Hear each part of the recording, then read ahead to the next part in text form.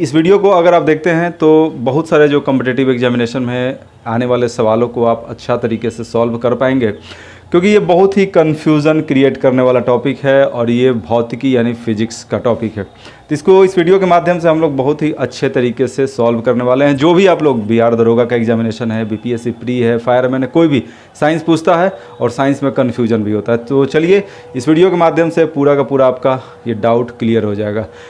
हम लोग पढ़ने क्या वाले हैं? हम लोग पढ़ने वाले हैं सरल आवर्त गति। सरल आवर्त गति करने का मतलब है सिंपल हार्मोनिक मोशन। सबसे पहले गति होता क्या है? मान लिया कि आप चुपचाप खड़ा है तो ये क्या है? आप रेस्ट में हैं, और अगर आप अपना स्थिति को लगातार बदलना शुरू कर देते हैं, आप अपना स्थिति को अगर लगातार बदल रहे हैं तो उसको हम लोग बोलते हैं कि गति में है। ये तो समझ गए गति होता क्या है। अब गति के बाद है कि सरल आवर्त गति क्या है, आवर्त गति क्या होता है। तो देखिए, मान लिया कि वो शराबी है, शराबी शराब पी करके एकदम चुपचाप खड़ा है, लेकिन आप लोग गौर किए होंगे कि वो डोलते रहता है, आगे भी डोलता है, कभी पीछे भी डोलता है, फिर मध्य स्थिति में आता है, फिर आगे जाता है, फिर मध्य स्थिति में, फिर पीछे आता है, फिर मध्य स्थिति में। तो देखिए होता क्या है, थोड़ा सा यहाँ पर चीज़ों को आप लोग समझिए, ये बहुत ही आसानी से आप लोग समझ पाएंगे। एक इस तरह का झूला है, ठीक है, झूला पे आप लोग पता है ना, इस तरीके से आदमी जाता है। तो एक आदमी यहाँ बैठा हुआ है, ये झूला पर इस तरीके से झूल रहा है। तो दोस्तों थोड़ा सा यहाँ पे समझिए, इस तरीके से इसको पुश किया गया तो फाइनली वो इस तरीके से झूलता है, ऊपर जाता है, यहाँ आता है, मतलब बार बार इसमें रिपीटेशन हो रहा है। तो रिपीटेशन जहाँ हो रहा है, दोहराव जहाँ हो रहा है, उसी को बोलते हैं आवर्त गति। और यहाँ दोस्तों एक चीज़ और आप लोग समझिए, यहाँ पर अब एक दोहराव में, जिसे यहाँ से यहाँ गया फिर यहाँ से यहाँ तक आया, इसमें जितना समय लगता है, यानी एक इसको साइकिल कहिए या एक चक्कर कहिए। यहाँ तो आपको एक चक्कर का मतलब सिर्फ ये नहीं समझना है, एक कंप्लीट जो प्रोसेस है, एक पूरा प्रक्रिया कंप्लीट करने में जितना समय लग जाएगा उसको बोलते हैं आवर्तकाल। तो टाइम पीरियड इसी को बोलते हैं। और टाइम पीरियड यानी कि समय, तो समय को जो मेज़र करते हैं वो सेकंड में करते हैं, उसका ऐसा यूनिट है। तो आप लोग समझ गए होंगे। इसके अलावा थोड़ा सा और एक एग्जाम्पल समझिए, टाइम पीरियड को समझना है तो। अब जैसे कि ये चंद्रमा है, ठीक है, ये पृथ्वी है और चंद्रमा उसके चारों तरफ चक्कर लगा रहा है, या सूरज है और सूरज के चारों तरफ धरती चक्कर लगा रहा है, ठीक है। तो एक चक्कर लगाने में जितना उसको समय लगता है, जैसे सूरज है, सूरज के चारों तरफ धरती चक्कर लगा रहा है, तो एक चक्कर लगाने में जितना समय लगेगा इसी को क्या बोलते हैं? इसी को टाइम पीरियड या आवर्तकाल बोलते हैं। समझ गए आप लोग? चलिए इसके बाद देखते हैं आवृत्ति क्या होता है, फ्रीक्वेंसी क्या होता है। फ्रीक्वेंसी आवृत्ति, फ्रीक्वेंसी को हम लोग मापते हैं हर्ट्ज में। हर्ट्ज को बोल सकते हैं 1/सेकंड, यानी कि सेकंड पर मतलब 1/सेकंड, सेकंड इन्वर्स इसको बोल सकते हैं। सेकंड पर पावर -1 आप लोग दे दीजिएगा तो इसका मतलब हो जाता है सेकंड इन्वर्स। समझ गए आप लोग? थोड़ा सा आवृत्ति फ्रीक्वेंसी को समझिए। देखिए साइकिल का, मान लीजिए कि साइकिल का एक पहिया है, साइकिल का ये पहिया है, ठीक है। साइकिल को आप नचाना शुरू कर दीजिए, साइकिल को आप क्या कीजिए? नचाना स्टार्ट कर दीजिए। तो अब देखिए नचाना आप शुरू कर दिए हैं तो एक सेकंड में साइकिल का पहिया कितना बार घूम जाएगा, इसी को हम लोग बोलते हैं इस केस में आवृत्ति यानी फ्रीक्वेंसी। समझ गए आप लोग? अच्छा से आप लोग समझ गए होंगे। यानी एक सेकंड में जितना चक्कर लगा दे, एक सेकंड में जितना साइकिल कंप्लीट हो जाए, इसी को क्या बोलते हैं? इसको बोलते हैं आवृत्ति। आप लोग समझ गए होंगे। चलिए अब थोड़ा सा दोस्तों हम लोग देखते हैं SHM।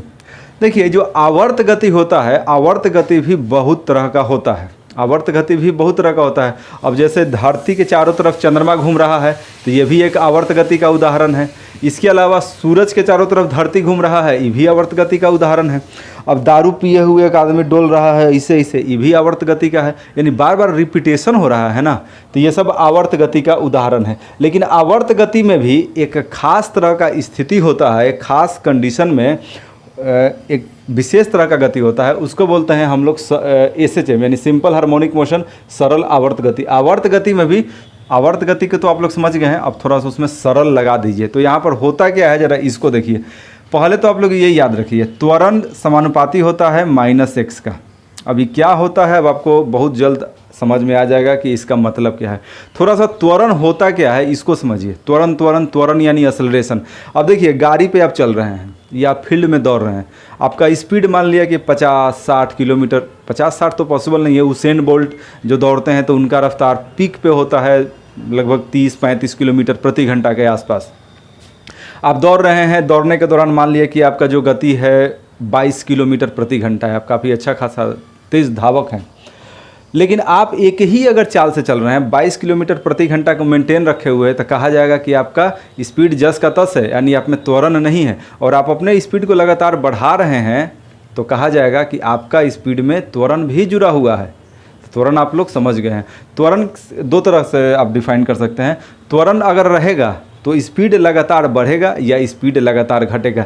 जब आप एक्सेलरेटर देते हैं तो वहाँ भी त्वरण है, वो सकारात्मक त्वरण है, स्पीड को बढ़ाता है। और जब आप ब्रेक मारते हैं तो वो नकारात्मक त्वरण है, उस समय स्पीड लगातार घटते जाता है। तो इसको आप लोग अच्छे से दोस्तों समझ गए होंगे। चलिए ठीक है, चलिए अब आगे यहाँ थोड़ा सा समझते हैं SHM क्या है। एक तरह का आवर्त गति है, लेकिन थोड़ा सा आवर्त गति से उसका एक हिस्सा है। आवर्त गति का ही एक स्पेशल केस है सरल आवर्त गति। यहाँ पर होता क्या है कि जो त्वरण होता है वो -x के समानुपाती होता है। इसका क्या मतलब है, ज़रा एक एग्जाम्पल से पहला समझिए। देखिए यहाँ पर ये एक रस्सी के माध्यम से एक पत्थर को लटका दिया गया है। ठीक से देखिए, पूरा का पूरा जो कॉन्सेप्ट है इसी पर टिका हुआ है। एक पत्थर को लटका दिया गया है, पत्थर को एक रस्सी है, रस्सी के माध्यम से पत्थर को लटका दिया गया, ऊपर कुछों में बांध दिया गया है। इसके बाद पत्थर को इसे ले जाकर छोड़ दिया गया, तो पत्थर इस तरीके से करेगा। ठीक है, तो ज़रा गौर कीजिएगा, आप लोग खुद प्रैक्टिकली देखिए, ठीक ना, सारा का सारा बात समझ में आ जाएगा। इसमें ज़्यादा दिमाग उमाग कुछ लगाना नहीं है।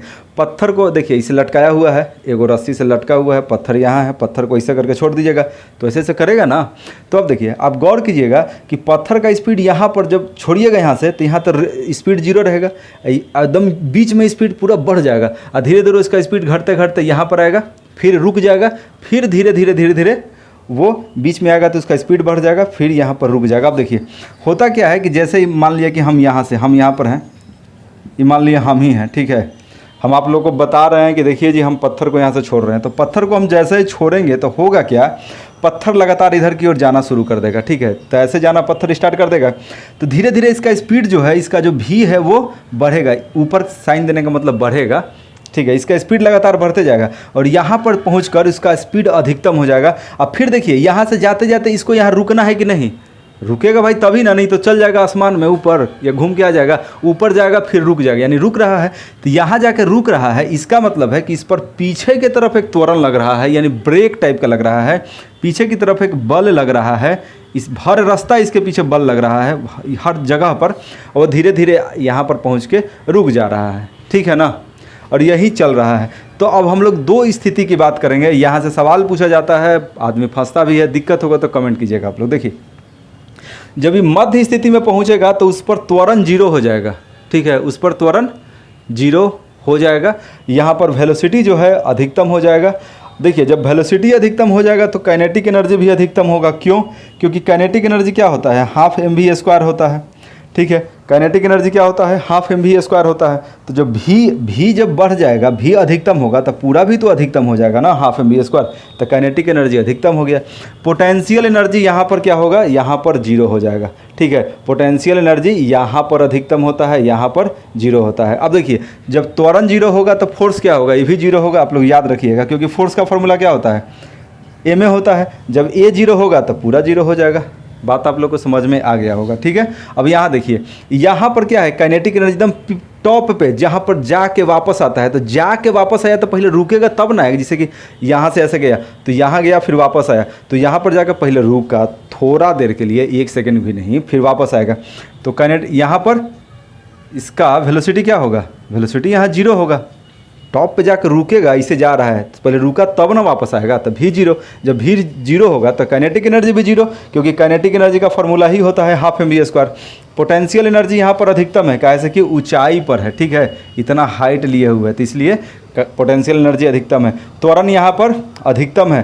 तो अब कहिएगा त्वरण अधिकतम काहे है सर, अब देखिए सर काहे है, थोड़ा सा समझ लीजिए। जब यहाँ पर गया तो ये नीचे काहे आ रहा है, इसको कोई खींच रहा है, आओ इसको कोई खींच रहा है तब ना आ रहा है, तो पीछे की तरफ इस पर एक फोर्स लग रहा है। ठीक है, अब देखिए जी, इसका मतलब इसमें त्वरण है, त्वरण है तो फोर्स है, क्योंकि फोर्स और त्वरण का में रिलेशन देखिए, F = a में जब त्वरण अधिकतम है तो फोर्स भी अधिकतम होगा। आप लोग समझ गए होंगे। तो फालतू चीज़ को हम यहाँ से मिटा देते हैं, थोड़ा सा बैक जा कर के इसका स्क्रीनशॉट लेके आप लोग इसको रट जाइए कि ये मध्य स्थिति है। देखिए इसको क्या बोलते हैं, मध्य स्थिति। यहाँ से सवाल पूछता है, SI और BPSC में खूब सवाल पूछता है, लोग इसमें फंसता भी है। ठीक है, तो इसको मिटा देते हैं। जो मेन चीज़ है आप लोग देख लीजिए। मध्य स्थिति ये वाला है और ये है टॉप यानी कि ये टॉप स्थिति है, हाईएस्ट बिंदु है। तो यहाँ पर क्या होगा, यहाँ पर क्या होगा, जो यहाँ पर होगा वो यहीं पे होगा। ये भी टॉप और ये मिड स्थिति यानी बीच वाला। ठीक है, आप लोग इतना समझ में आ गया होगा। चलिए थोड़ा सा आगे कुछ और चीज़ों को देखते हैं। ये सरल लोलक है। सरल लोलक का मतलब क्या होता है, स्कूल टाइम में पढ़ते थे सरल लोलक। तो सरल लोलक कुछ खास नहीं है, अभी जो आपको एग्जाम्पल देके बताए हैं वही सरल लोलक है। एक छोटा सा पत्थर को बांधिए, रस्सी में बांधिए, एक हाइट से लटका दीजिए और उसको ऐसे ऐसे खेलते रहिए। ऐसे नोह खराब हो जाएगा खेलिएगा तो, ऐसे खेलते रहिए इस तरीके से। तो ये है सरल लोलक। सरल लोलक का देखिए बहुत सारे एग्जांपल है। झूला भी आप सरल लोलक कह सकते हैं, घड़ी भी सरल लोलक कह सकते हैं, क्योंकि झूला भी तो जस्ट लाइक ऐसा ही है ना। झूला एक रस्सी लटका हुआ, एक नहीं एक्चुअली 2 रस्सी रहेगा, बीच में बैठने के लिए स्पेस है, वो भी झूल रहा है इस तरीके से, वो भी आवर्त गति है, ठीक ना। तो चलिए, और यहाँ पर फिर से आप लोग देख लीजिए, ए समानुपाती होता है -x का। इसका मतलब ये सरल आवर्त गति का उदाहरण है। ऑप्शन दे देगा सरल आवर्त गति में क्या होगा, तो a समानुपाती -x होता है। मतलब कि जैसे जैसे x बढ़ेगा तो क्या होगा, त्वरण भी बढ़ते जाएगा। यानी जैसे जैसे इधर की ओर जाइएगा त्वरण का मान लगातार बढ़ेगा, लेकिन दोनों का जो डायरेक्शन है वो एक दूसरे के अपोजिट होगा, ठीक ना। चलिए यहाँ देखिए, सिंपल पेंडुलम समझ गए। घड़ी, कौन वाला घड़ी, मोबाइल वाला नहीं, हाथ वाला नहीं, पेंडुलम वाला। वैसे घड़िया नहीं होता ये वाला घड़ी, तो पेंडुलम वाला घड़ी या झूला। देखिए इस फार्मूला को तो आप लोग जानते ही होंगे, अच्छे तरीके से परिचित होंगे। T = 2π√L/g। जो नहीं जानते हैं आप लोग पहले रट लीजिए। ये सिंपल पेंडुलम का फार्मूला है, और ये फार्मूला अगर आपको याद है तो बहुत सारे सवाल को आप आसानी से बना पाइएगा। सरल लोलक यानी सिंपल पेंडुलम, ये घड़ी या झूला का आप एग्जांपल से भी समझ सकते हैं।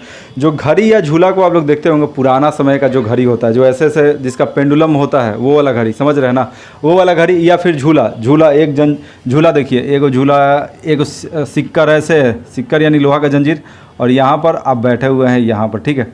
ये झूला ऐसे नहीं होता, झूला दिया गया, आप झूल रहे हैं। और जितना एक कंप्लीट साइकिल में जो समय लगेगा, साइकिल मतलब वो साइकिल नहीं, यानी कि आप जैसे यहाँ से आपको पुश किए, गए फिर यहाँ आ गए, इसको कहते हैं एक साइकिल या एक चक्कर। तो उसमें जो समय लगता है उसको टी कहते हैं, आवर्तकाल कहते हैं। ज़रा चीज़ों को दोस्तों समझिएगा, थोड़ा सा एक बात को आप लोग समझिए।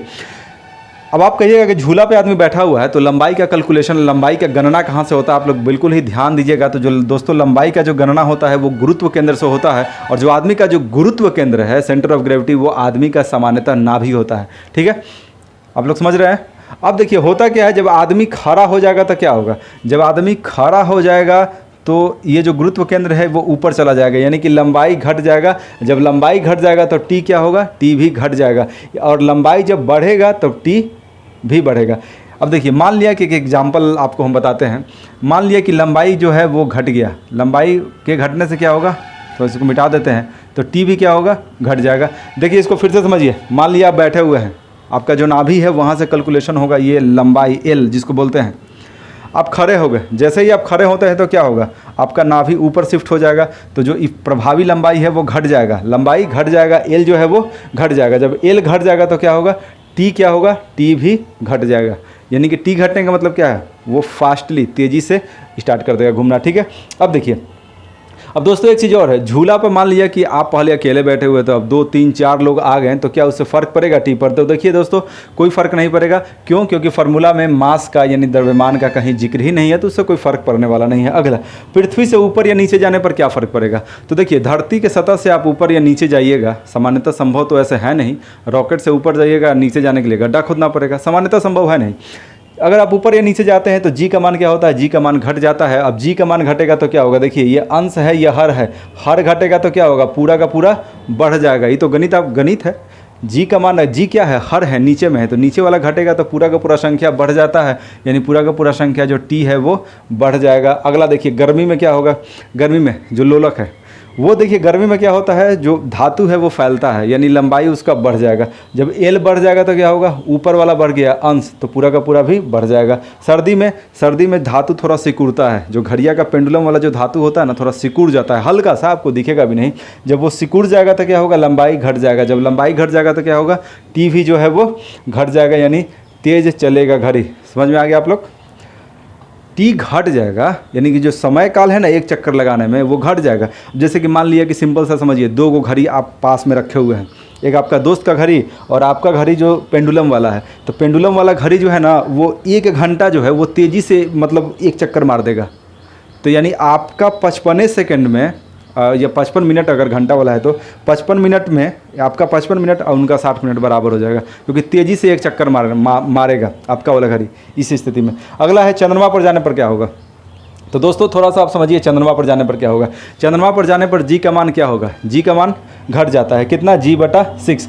जब नीचे वाला क्या होगा, नीचे वाला घट जाएगा तो पूरा का पूरा संख्या क्या होगा, बढ़ जाएगा, तो टाइम पीरियड बढ़ जाएगा। यानी घड़ी वहाँ पर एक चक्कर लगाने में जो घड़ी का पेंडुलम को ज़्यादा समय लगेगा, यानी घड़ी वहाँ पर जिसको बोलते हैं घड़ी सुस्त हो गया। ठीक है, तो दोस्तों ये मेरा छोटा सा प्रयास था, और अगर आपको ये मेरा प्रयास अच्छा लगता है तो आप कमेंट सेक्शन में ज़रूर बताइएगा, और कुछ क्वेश्चन होगा तो कमेंट सेक्शन में ज़रूर पूछिएगा। थैंक यू, धन्यवाद।